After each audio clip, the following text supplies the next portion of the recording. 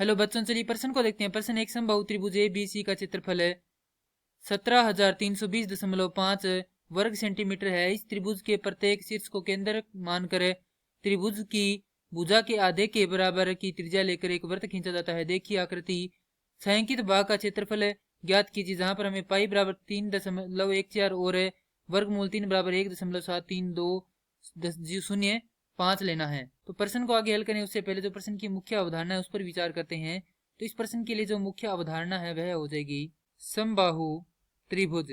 तो वह त्रिभुज जिसके प्रत्येक कोण व भुजाएं बराबर हो समबाहु त्रिभुज कहलाता है। क्योंकि तीनों ही कोण बराबर होते हैं तो प्रत्येक कोण कितने डिग्री का होगा? 60 डिग्री का होगा। अर्थात हमारे पास ए बी व सी कोण कितने डिग्री के होंगे? 60 डिग्री के होंगे। और अब हम जानते हैं कि समबाहु त्रिभुज के क्षेत्रफल का सूत्र होता है, यहाँ पर लिखेंगे समबाहु त्रिभुज का क्षेत्रफल बराबर होता है वर्गमूल 3/4 गुणा में भुजा का वर्ग। तो सबसे पहले यदि हम इस त्रिभुज की भुजा निकाल लें तो आगे हमें प्रश्न में दिया गया है कि जो यह भुजा है वह दोनों ही जो वृत्त हैं उनकी त्रिज्याओं के योग के बराबर है। और साथ ही में हमें यह भी पता है कि जो यहाँ पर मान लें कोई बिंदु डी है तो ये जो ए डी है वो बराबर है किसके? डी बी के। तो यहाँ से हम लिख सकते हैं कि जो त्रिभुज ए बी सी का क्षेत्रफल है वो किसके बराबर होगा? वो बराबर होगा वर्गमूल 3/4 ए के वर्ग के बराबर होगा। तो यहाँ पर लिख देते हैं 17,320.5। तो यहाँ से 4 का क्या कर देते हैं? इधर गुणा कर देते हैं। तो हमारे पास आएगा वर्गमूल 3 ए का वर्ग बराबर 69,282। तो वर्ग ए का वर्ग बराबर हो जाएगा 69,282 बटा वर्गमूल 3। तो वर्गमूल 3 को हटाने के लिए हम क्या करते हैं? यहाँ पर अंश व्यवहार में वर्गमूल 3 से गुना कर देते हैं। तो हमें यहाँ पर प्राप्त होगा 69,282 वर्गमूल 3/3। 3 से इसको काटेंगे तो ये कटेगा 2 गुना माफ कीजिए 23,094 वर्गमूल 3। अब हम क्या करते हैं? दोनों तरफ वर्गमूल कर देते हैं। तो हमारे पास आएगा a बराबर वर्गमूल 23,094 गुना वर्गमूल 3 का मान हमें लेना है 1.73205। जब गुना करके इसको हल करते हैं तो हमारे पास a बराबर आएगा वर्गमूल 40,000। जब इसका हल करते हैं तो हमारे पास आएगा a बराबर 200 सेंटीमीटर। क्योंकि ये क्या है? हमारे पास भुजा है। ए क्या, ये जो भुजा है वह क्या है? ए बी है। तो यहाँ पर मध्य में कोई बिंदु डी मान लेते हैं तो ये जो ए डी है वो कितनी होगी? 200/2 होगी।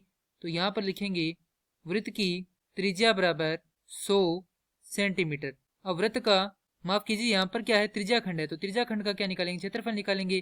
त्रिज्याखंड के क्षेत्रफल का सूत्र होता है θ/360 गुना में पाई आर का वर्ग। तो त्रिज्याखंड का क्षेत्रफल बराबर थीटा का मान है 60/360 गुना में जो पाई है उसका मान हमें यहाँ पर लेना है 3.14। तो 3.14 गुना में आर अर्थात त्रिज्या का वर्ग। त्रिज्या हमारे पास 100, तो 100 गुना 100।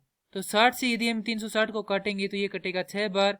उसके बाद यहाँ पर जब हम इसको आगे हल करते हैं तो हमारे पास आएगा 314 गुना में 100 भाग में 6। 2 से काटेंगे तो ये कटेगा 3 बार और ये कटेगा 50 बार। तो हमारे पास आएगा 15,700/3 वर्ग सेंटीमीटर। तो त्रिज्या खंडों का क्षेत्रफल बराबर होगा 3 गुना 15,700/3।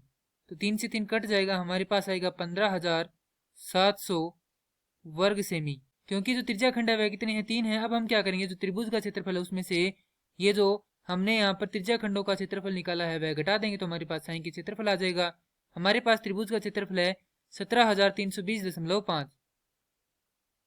तो छायांकित भाग का क्षेत्रफल बराबर 17,320.5 घटाव 15,700। हल करेंगे तो हमारे पास आएगा 1,620.5 वर्ग सेमी।